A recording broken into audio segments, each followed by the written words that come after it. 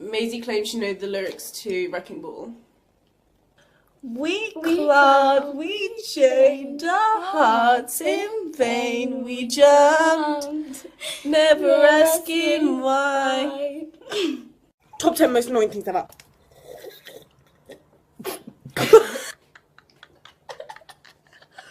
Bloopers.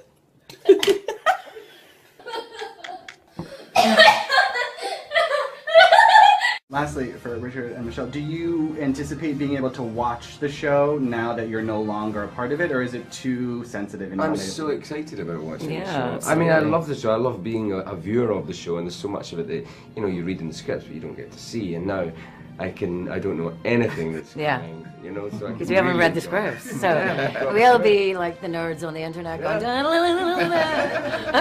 no offense to the nerds on the internet. I just wanted you to let me in. I guess I should have let you in. Have a shot. Thanks. It's not what it looks like. I shouldn't really be saying this, but I kind of went into the first audition unprepared. I was unaware of the show. I hadn't watched the first season. I'd kind of just heard from guy friends who'd been watching it that you know, that it's amazing. So it was all kind of word of mouth, and I didn't realise the pressure. And had I realised the pressure, I don't think I would have been able to land the job in the first place. So kind of, I'm happy that I was naive for the first round of the audition. I should have bought you flowers, and all you had. Should have given all my hours when I had. I came into the bathroom to find this. Well, clearly I'm interrupting something. Okay, go. I have one question. Where's my leg?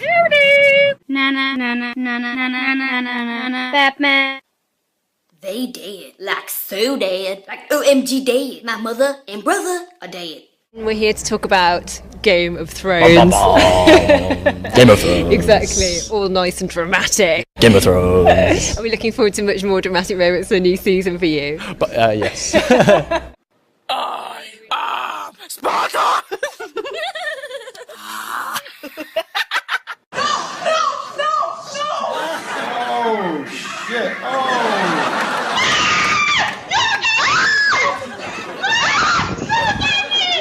You guys knew about this?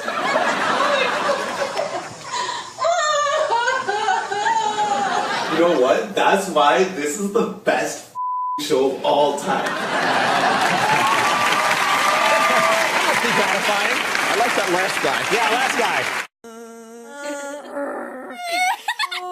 Oh, baby. Maisie, I hope you're not going to be in the shower for too long.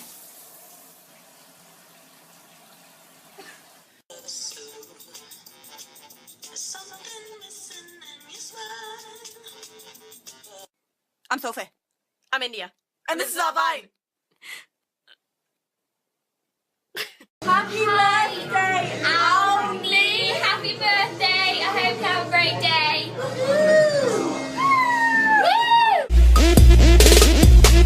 Woo! This, it's falling off. Okay, this is a wonderful neck piece. I think is when they say, oh, there's a man and a woman in a bathtub. Let's take pictures. Now, you can't.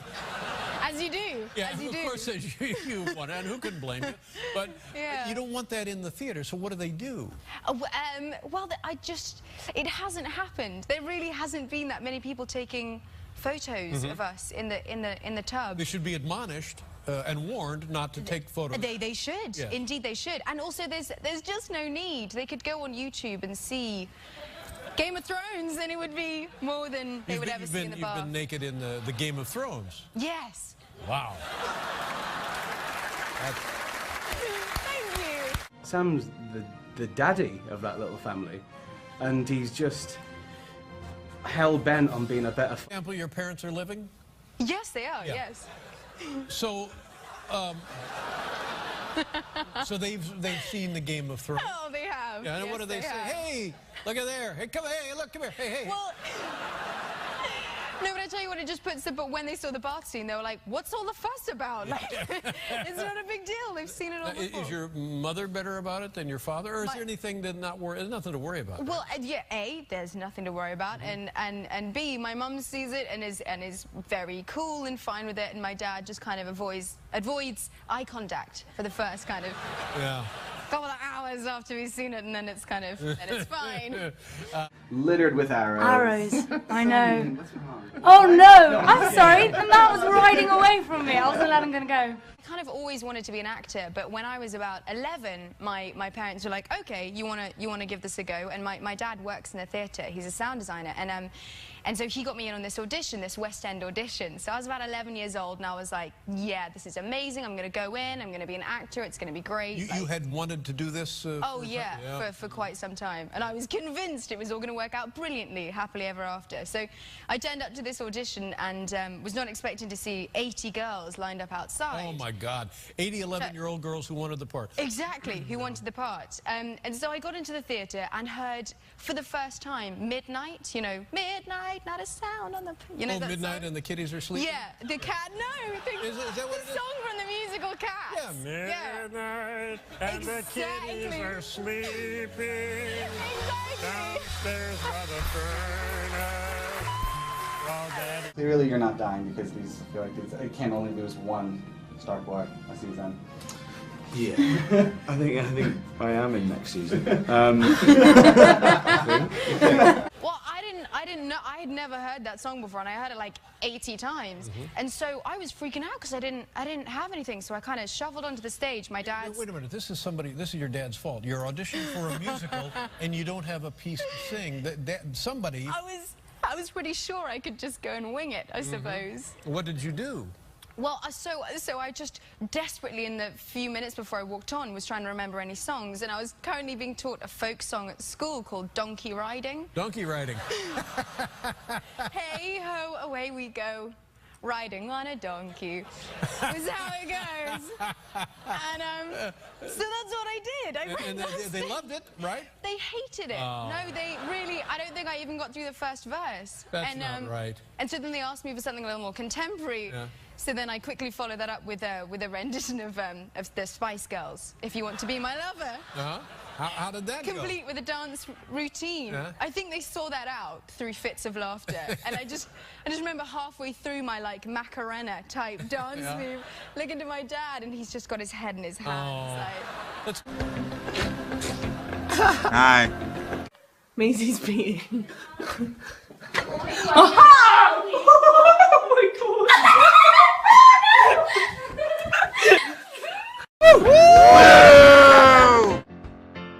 Everything. We're treated like gods. Literally.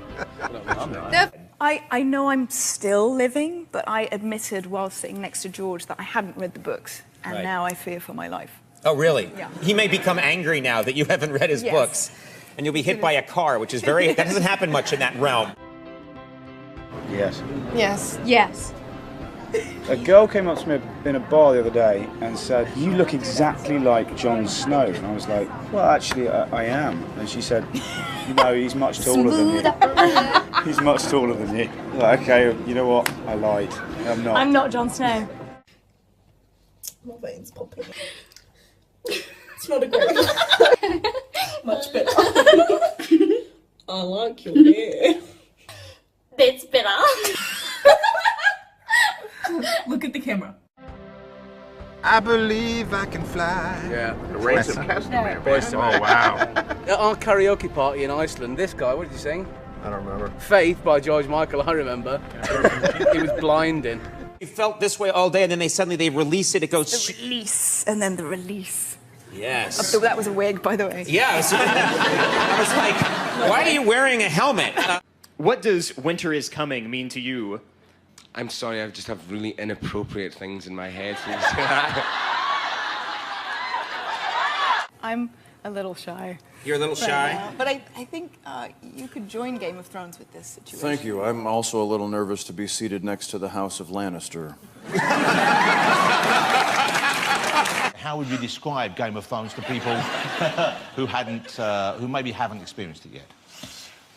It's set in a kind of fictional medieval land with a lot of violence and a lot of very raunchy sex. There's a lot of rumpy-pumpy. A lot of rumpy-pumpy. She is tough. I find some redeeming qualities in her myself, but fans some of them really hate her, and they let you know that, don't they? Yes, yes. They're not.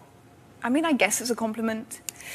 You know, when you're buying a table and someone's like, "You that bitch off." My name is Tywin Lannister, and I'm a kindly, benevolent father of a dysfunctional family.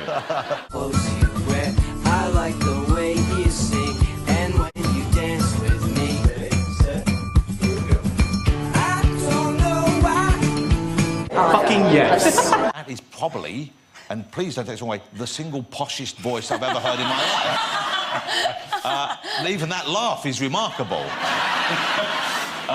After filming, forget about my dirty makeup and go to the shop. People think I'm homeless, and it's hilarious. Well, not really, it's kind of sad. Clapping with one hand. Wow. I'm not gonna die. I'm brand of tough. Every day's a new challenge. I was in a department store and I was just in the lift and the lift doors opened and this woman kind of looked at me and did a double take and just said, "Khaleesi." I was kind of close and that was it. I was like, okay. I wanted to congratulate everyone on making it through season 1 alive. Which not all of your fellow cast members did.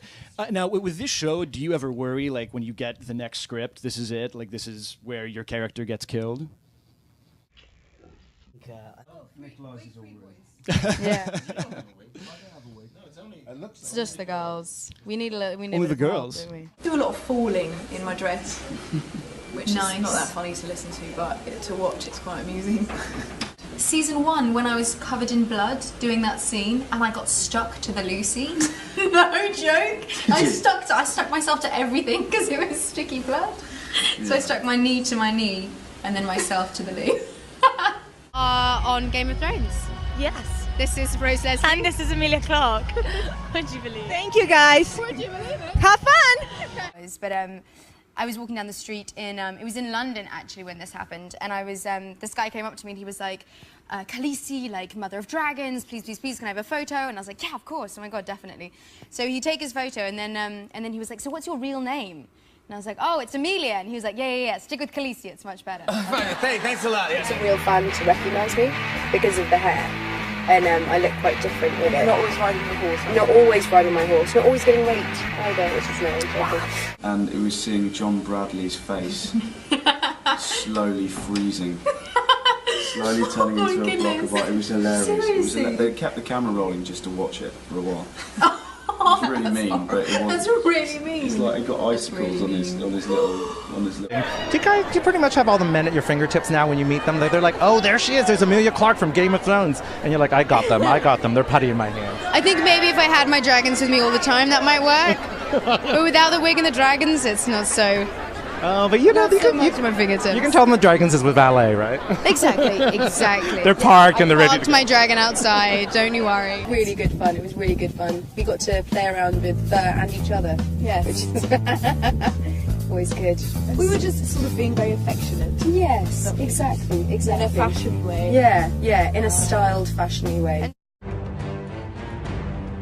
Joffrey's a wee prick. Mummy's boy, a bully. He's got nice eyes. I feel like Jack, the actor, has an abundance of redeeming qualities. I feel like Joffrey, the character, less so. He's kind of always sits like squiffy on his chair. And he's like always picking it at the handle. And he's like, "I am the king." I feel like Ant-Man is kind of the sleeper. Superman couldn't save his own planet, could he? Well, he's a baby. He's still Superman as a baby. He doesn't have superpowers on Krypton. I mean, Teenage Mutant Ninja Heroes. Yes! Michelangelo! And the little rat. Splinter. You clearly haven't seen this show at all, have you? Inspector Gadget to Yes! Go Gadget! Go Gadget arms, he'd save the world. He would save the world. Now, you live in New York City now?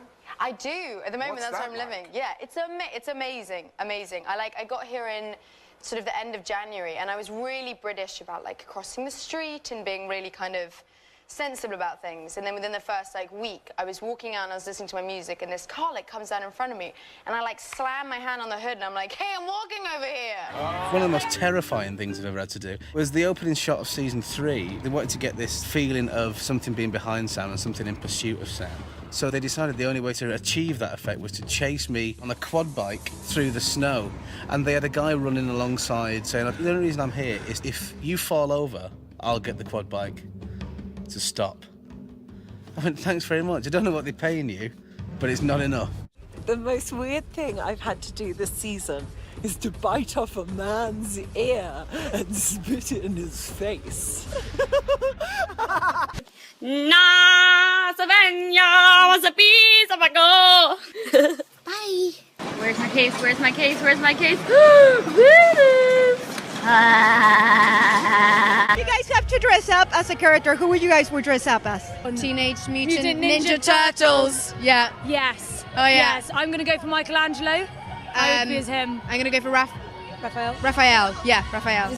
And it's just really exciting. You can see the headline kind of kids with drinking problems on Game of Thrones. And You know, flip, what? No.